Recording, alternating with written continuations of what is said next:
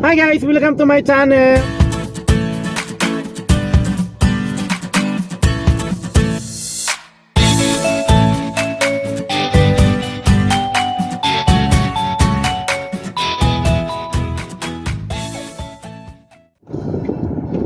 Right now guys, is a snowstorm here in Neepawa, Manitoba, Canada. So as you can see,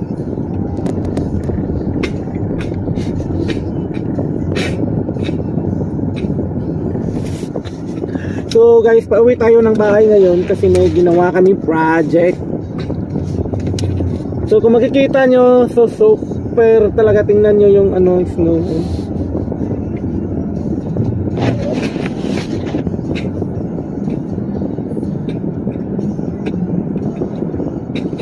So lahat na yan guys, ice yan, yellow yan. So napakadelikado, so kailangan, ako kasi kailangan ko pang umuwi. Walang choice, so kailangan umuwi. Hindi pwedeng hindi umuwi kahit sobrang lamig. So ginabi ako kasi gumawa kami ng project may ginawa kaming project. Kung ano yon, wag na lang. So nakikita nyo guys, tingnan nyo, sobrang kapal na ng snow. Buti na lang hindi tayo nakakutsi, naka-SUV tayo. So tama yung choice ko na bumili ng SUV, hindi siya kotse. Kasi pagka kotse kasi dito, yung snow na yan, malalim na yan. So tingnan nyo, Diyos ko, wala akong makita guys. Honestly, wala akong makita. Wala akong makita. Delikado talaga. Parang natatakot ako.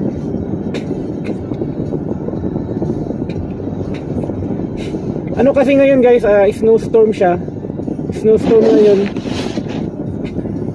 Pinakaon ng snowstorm bago magbagong taon.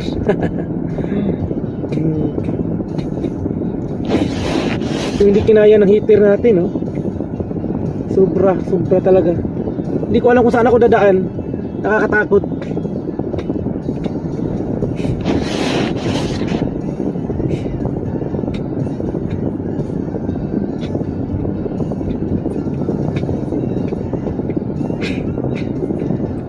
Dito tayo dumaan sa main road kasi pagka doon tayo sa shortcut, nakakatakot na. Tingnan mo nyo, kung napapansin nyo yung gilid guys, tingnan nyo, diba?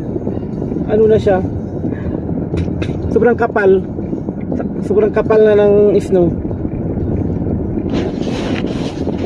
Hindi siya, hindi kinaya. Diyos ko, delikado. Oh my God.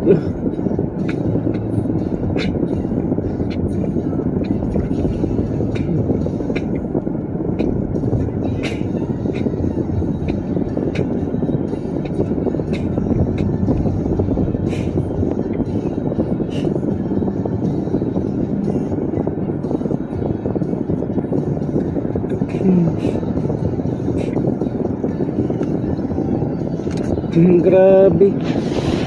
Hindi ko to grabe.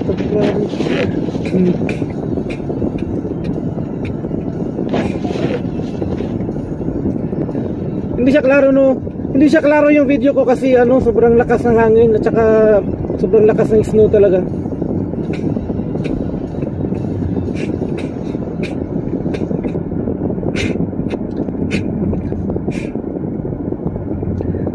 Hopefully wala kaming pasok bukas.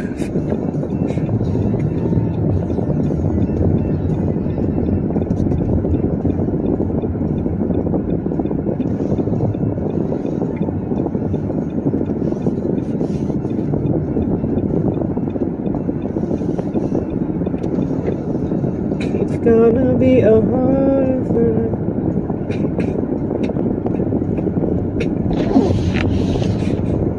Kasi guys, nandito na tayo sa main road, no, pero grabe, sobra.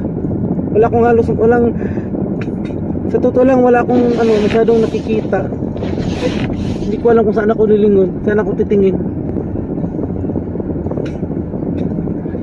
May ginawa kasi kaming project, importante siya sa church namin. So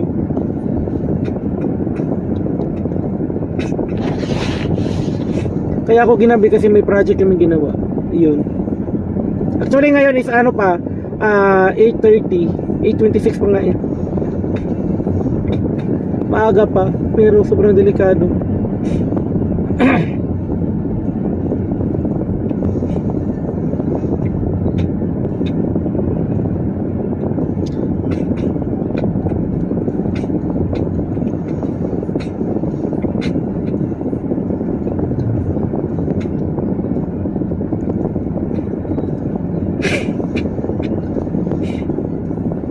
Nakakatakot.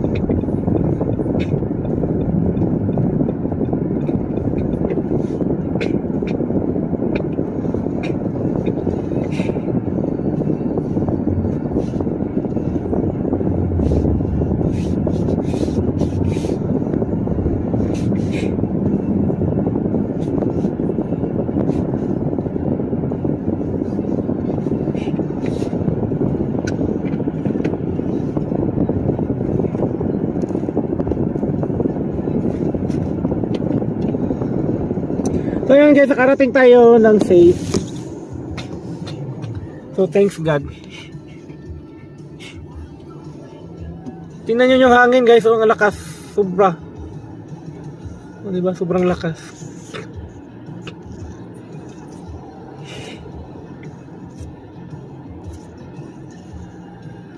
So pasok na tayo sa bahay.